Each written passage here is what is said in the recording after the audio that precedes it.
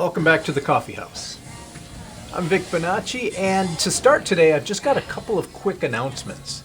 So I've got upcoming events. First of all, as you might know, I'm a certified Scrum trainer, and I've got a new class, the Advanced Certified Scrum Master, the A-CSM class. It's more like an advanced Scrum Master facilitation class, but you get a certification at the end of it. It's a 2-day class, and if you want more information on that, I'd invite you to go to agilecoffee.com/events.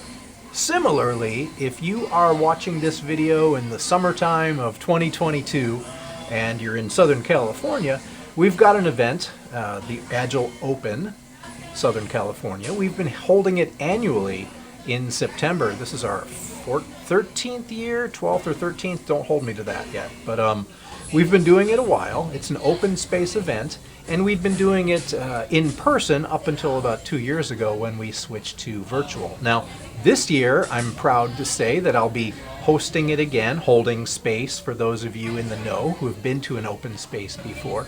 And we're face-to-face again. We're in person again on the campus of UC Irvine here in Orange County, California. So for more information on either my classes or this open space, Agile Open Southern California, which is September 19th and 20th, you can go to agilecoffee.com/events to find out more information. All right, so on to today's topic. So I've got a couple of guests who we're going to go check in on in just a minute. But I'd like to set it up. When I say modulate your language, what I'm talking about is watching how you use words when you're talking to certain people, whether in your organization or outside of it. Because sometimes the words, the language that we use might put people on a defensive or might confuse people.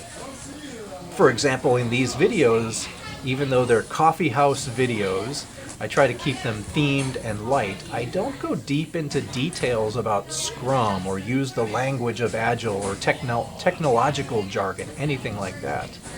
Because oftentimes it puts people, in this weird state. So I try to modulate the language that I use to match the words and the message to the audience I have at the level that we can both have a meaningful conversation.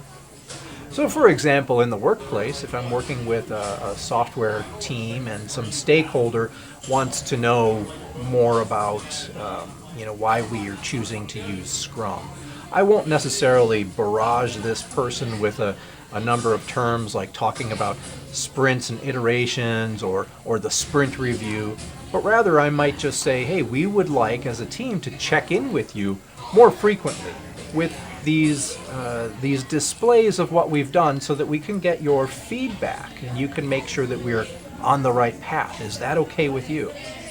So notice I didn't say iteration or sprint. I didn't say sprint review, anything like that. But instead, I put it into a value conversation. What can we give to you that would be valuable so that you can give value back to us? As easy as that, right? Sounds easy, but we'll find out. So I'm going to go talk right now to two of my favorite people from Collaborative Leadership Team. This is Angela Johnson and Christian Antoine. Let's go check in and see how they're doing. All right. Well, hey there, Angela. Hi, Christian. I'm going to sit down and chat with you if you don't mind. Sure. Would you say that you're sick of Scrum? I am. To be fair, Please. and please, the one they say is tell people how to interpret what you're about to say. We're not sick of the work. We're not sick of doing Scrum. We're sick of the talk. We're sick of talk Agile, Scrum. It's become such a bastardized term, and it's not anything like it's supposed to be. We just want to solve problems. And I had a client manager. I asked him, what would you say is the status of your culture right now? Of the people on the ground. And he took a second and he said, we are change fatigued and hungry to matter. And that is just stuck. Wow. Yeah. And I'm like, that is right. Most people want to matter. Most people want to do something that matters. We don't want to be cogs in a wheel. I know I'm a part of this gear, part of this big transmission, even though I don't know where the machine's going, I help keep it going. That's not enough. And so that's what when we say we're tired of talking about Scrum and Agile, we just want to go do You want to solve problems. Yeah, I guess I would say I'm tired of fake Scrum and Agile. I mean, these things are really simple, and so what it boils down to, I think, where we're at, because it certainly isn't new. I mean, 1993, first Scrum team. You know, people are like, oh, this is all so new. No, it's new to you. It's not new. It's new to you. And I saw a tweet saying Scrum was intended for early adopters, and we're clearly beyond that and into laggards. So it no longer applies. And it's like, what a load of crap in that tweet. Because first of all, you're saying that was the intention? I don't think so. It's like, hey, it's a different way of doing work. It's a choice. So are we past innovators, early adopters, early majority? Hell yeah. Yeah, I always say we're in Laggardville. But you can make a change at any point in your life. So to say somebody is incapable of choosing change, that goes against the human condition. You know, so could somebody choose to use Scrum? Yeah. It just requires them actually making change. And so I'm just sick of people who want to put lipstick on the pig. I'm just so sick of, oh, Scrum. Oh, we stood up for 15 minutes. We're Agile. It's like, no, there's a lot more change involved. And if you're interested in that, that's what gets us out of bed in the morning, is helping you help yourself. But all the lipstick, no. One of your videos with the two of you, I think it was Christian who said, how do managers get into that position of manager? Usually they're promoted because they built upon some success that they did. But the higher they go up the hierarchy, up the ladder, now I think you said something to the effect of what made it successful it was more vague now. They couldn't really identify a specific. It's not their success, it's the team's success, right? Correct, right. Yep.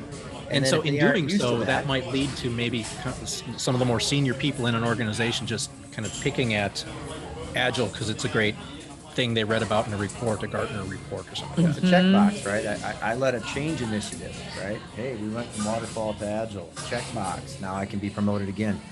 And, going back to talking about Lagerville and all that, when I was at the, I think it's 2015, 2016, whenever I got my CS2, was the one that did the keynote. He did ask that question, it was 2015, he said 1993, Scrum Guide 1995, 22 years old, Scrum is, who do you think we have laggers? Who feels you have laggers? And a lot of people raised their hand. He said, well, how long does it take for culture to change at a company? And depending on who you read, they say 25, sometimes 40 years. And he's like, if you look at the lens of culture change, we're still an infant in terms of Scrum. And he's like, that's what I challenge you to look at it through. Not technology, not, it's been around 20 years. It's how long does it take to change culture? As three people in the virtual room here who offer certifications, part of the blame is certifications, because in the certification training, in order for somebody to pass their test or to check that box, they have to learn all the vocabulary. They have to learn all the scrummy words. The challenge is they get to their company, and in their enthusiasm or in their nervousness, they throw up scrummy words all over everybody. And all they do is make the people that they're working with defensive and confused. So I always try to tell the students, yes, my job is to teach you these mechanics. Yes, my job is to teach you this vocabulary. However, this is so much easier to do than to talk about. So use plain old words that aren't going to alienate your coworkers, because you can do the translation in your head. And an example I give people all the time is I say, do you think they're going to understand the difference between a product owner and a Scrum Master? No. Whose job is it to teach? The Scrum Masters. Okay, so when you get in a room with stakeholders and the product owner, let's say Christian's my product owner here, you don't say, Christian's a product owner and he needs your help refining the product backlog today, go. You don't say that. So they're going to go like, what? You say, Christian has been chosen by our company to lead this discussion today. He needs your questions. He needs your ideas. Why am I here?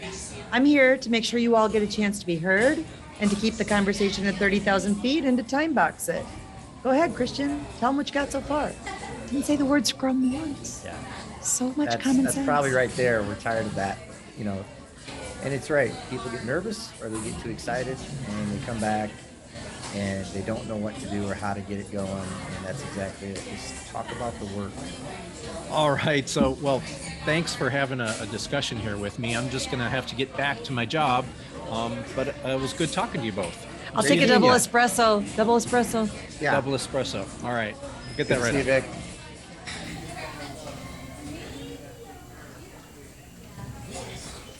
Well, that was a hoot. I love seeing people and catching up over a cup of coffee. So as you heard, a lot of good things that we could think about and discuss with our teams and with the stakeholders. And as we have these discussions, we will modulate our language. Now, actually, even though you saw a 5 or 8 minute snippet there, we had a much longer conversation. And the entire podcast is available on Spotify and iTunes and wherever you get your podcasts from. If you follow this link here, agilecoffee.com/episode 78, you could find out more information. You could listen to the whole episode. Well, that's it for me today. Just a quick reminder on those events. Go to agilecoffee.com/events to find out about classes that I might be teaching or other upcoming opportunities where we can get to see each other perhaps face to face, even if it is over a Zoom meeting or something of that ilk. Until next time, just a reminder to enjoy your coffee with friends. See you next time at the Coffeehouse.